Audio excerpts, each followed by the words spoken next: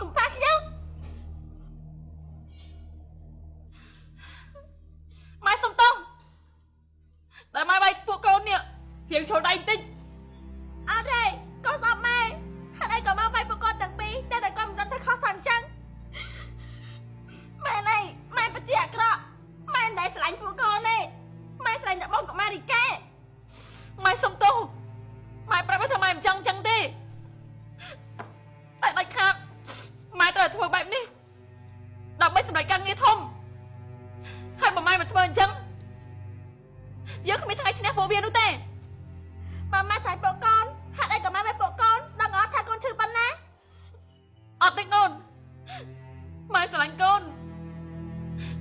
តែដើម្បីឈ្នះពួកវាយើងត្រូវទ្រាំម៉ែមិនចង់ធ្វើអញ្ចឹងទេដើម្បីពួកយើងបានរស់សោយសុខនៅលើគំនរទ្រព្យសម្បត្តិម៉ែត្រូវធ្វើបែបនេះខូចដៃមកម៉ែលាថ្នាំឲ្យអើយតិចតិចមើលធំតិចទៅមកអើយឈឺទ្រាំតិចទៅវាងាប់ទេអើយ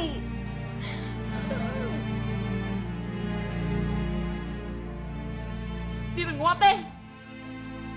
ម៉ែក្តៅចិត្តជាងឯងទៅទៀត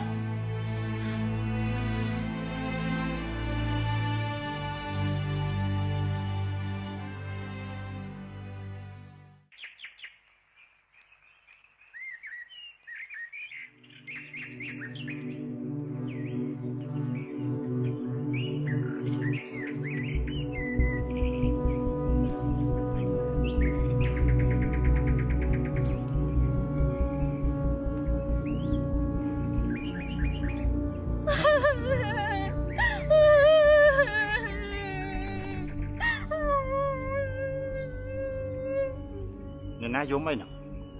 គឺខ្ញុំលោកម្ចាស់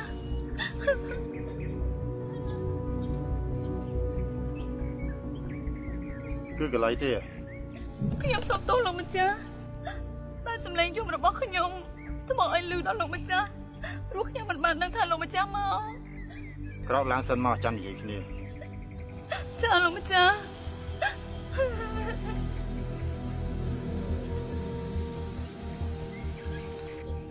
នាងកើតអីបានជាមកអង្គុយយំទីនេះអ្នកណាធ្វើអីនាងគឺខ្ញុំ